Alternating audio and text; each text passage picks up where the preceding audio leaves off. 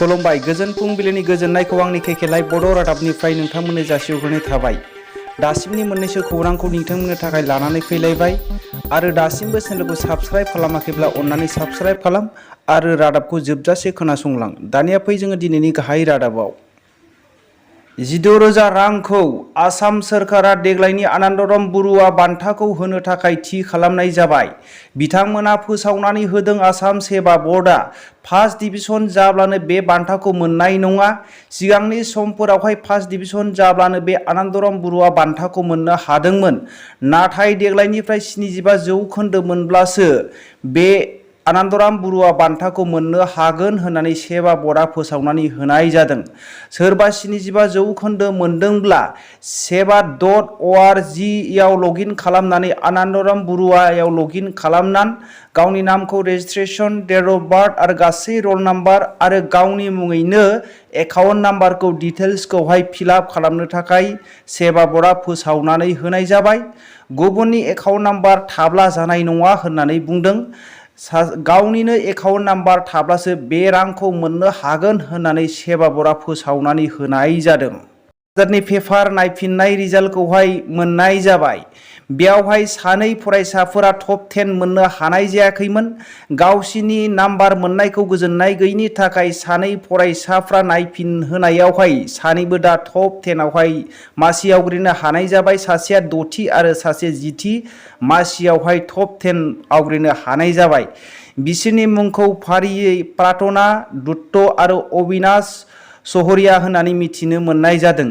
प्रार्थना दत्तआ 67 नाम्बार मोनदोंमोन सानखान्थियाव, दा नायफिननायावहाय 100आव 100 मोनफिनबाय होननानै मिथिनो मोननाय जायो।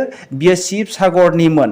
आरो अबिनाश सहरियाया दरंनिमोन। बियो दा साइन्सआवहाय नायफिननायावहाय 53 नाम्बार मोनदोंमोन। बियो दा 99 नाम्बार मोनदों होननानै मिथिनो मोननाय जायो।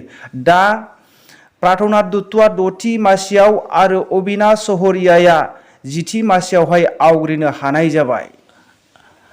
आबाद मावग्राफोरनि थाखाय मोनसे गोजोनथाव खौरां। मैया आसाम सरकार बाक्सा जिल्लानिफ्राय नारें लिबु दैथायहरनो हानाय जादों आसामनिफ्राय लण्डनसिम। जिल्लानि बेंगिरि आयुष गार्ग बिथाङा बेखेवनानै होदों। नीलाचल एग्र लिमिटेड बानजायनायनि गेजेरजोंहाय 4,000सो नारें लिबुखौहाय लण्डनाव दैथायहरनो हानाय जाबाय होननानै मिथिनो मोननाय जायो। आरो आसामनि जिल्ला बेंगिरि बिथांनि बुंनाय बायदिब्ला बिथाङा दिनै हालुवाफ्रा बा आबाद मावगिरिफ्रा आबाद फाननो थाखाय सिन्था खालामनांगौ गैया। गावनि जिल्लानि एग्रिकालसारफोराव जयनिं लानानै गासै आबादफोरखौ फाननो हागोन मोजां बेसेनावनो होननानै बिथाङा फोसावनानै होनाय जादों।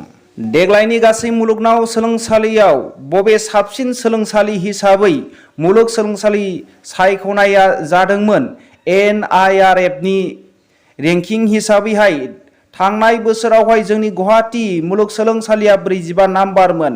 देग्लाय 36 नाम्बाराव गाखोहैनो हाबाय आरो तेजपुर मुलुगसोलोंसालियाबो 59 नाम्बाराव गाखोनो हानाय जादों होननानै जोङो मिथिनो मोननाय जायो। मिथिनो मोननाय बायदिब्ला गासै मुलुगनि 7,544 मुलुगसोलोंसालिफ्रा बेयाव बाहागो लादोंमोन आरो सेथि मासि हिसाबै जोंनि इण्डियान इन्स्टिट्युट अफ साइन्स सेथि नाम्बाराव बेंगालरनि बे नाम्बार मोननो हानाय जादों सेथि नाम्बाराव। आरो टप 10 हिसाबै गुवाहाटीनि ITI गुवाहाटी मुलुगसोलोंसालियाबो जायगा मोनदों होननानै मिथिनो मोननाय जायो। बिटिआर गोरोबथाया 2 बोसोर 6 दान बारनानै थांबाय। अब्लाबो गासै दफाफोरा मावफुंजोबजायाखै आरो माखासेखौ मावफुंजोबखाथारनाय नङा होननानै XNDFनि दैदेनगिरि दिरेन बर' बिथाङा बुंदों। जे ओनसोलावहाय आरो जे दफाफोराव एसामिसफोरनि मुलाम्फा जागोन बेखौल'सो मावगोन। जेरै मैयासो थांनायावहाय जेरै एसामिस मेडनि गासै फोरोंगिरिफ्रा बांसिन थिसनजादों बेबायदि खामानिखौसो मावगोन होननानै दिरेन बर' बिथाङा बुंदों। आरो 280 जे आर्टिकेल बेखौबो आसाम सोरखारा मावफुंनानै होनाय नङा। आरो 2006 मायथाइनि फरेस्ट राइट हिसाबै बेखौबो मावनानै होनाय नङा। मानो होनोब्ला 2006 मायथाइनि फरेस्ट राइट हिसाबै मावोब्ला गासै ट्राइबेल सुबुंफ्रानो आरो बर' मानसिफ्रानो ट्राइबेलनि हा फाट्टा मोनगोन, बिनि थाखायनो मावनानै होनाय नङा होननानै धीरेन बर' बिथाङा बुंदों। बेयो जोंनि जोबोद दुखुनांथाव खौरां आरो बर' हारिखौ दिनैसिमबो नासयबोगासिनो दङ आरो बे नासयनायनिफ्राय एसामिसफोरा मालाबाबो जानगाराव थानाय नङा। दा सरकाराव थानाय सुबुंफोरा बर'खौहाय खेंसालियैब्लाबो डाइरेक्टैब्लाबो नासयबोगासिनो दङ होननानै धीरेन बर' बिथाङा रोखायै बुंथियो।